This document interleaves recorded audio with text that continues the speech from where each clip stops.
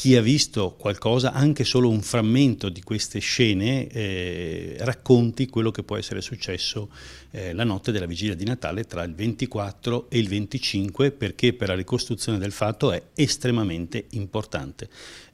La Procura e la Questura senza dubbio saranno disponibili ad ascoltare chi si presenta per rendere informazioni, ma per quanto mi riguarda sappiate che anche il mio studio è disponibile a ascoltare i vostri racconti.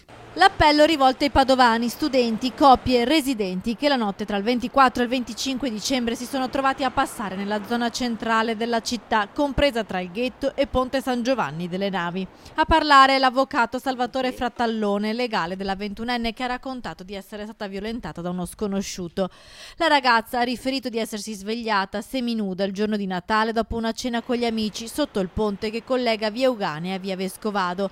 Accanto a lei uno sconosciuto che si è subito allontanato. Non ricorda nulla delle ore precedenti. La squadra mobile, che sta conducendo le indagini insieme alla procura, ha interrogato le persone che erano con lei quella sera e sta cercando di visionare tutte le immagini delle telecamere cittadine. Un ulteriore aiuto alle indagini potrebbe arrivare anche dalle telecamere delle abitazioni private. Io auspico che la Polizia Giudiziaria, coordinata dal Pubblico Ministero, possa acquisire tutti i filmati, anche dei privati che vorranno dare il loro contributo per la ricostruzione del fatto. Gli investigatori non escludono inoltre che la 21enne studentessa possa essere stata drogata, magari con qualche sostanza come la GBL, droga dello stupro, che annulla completamente gli istinti di difesa.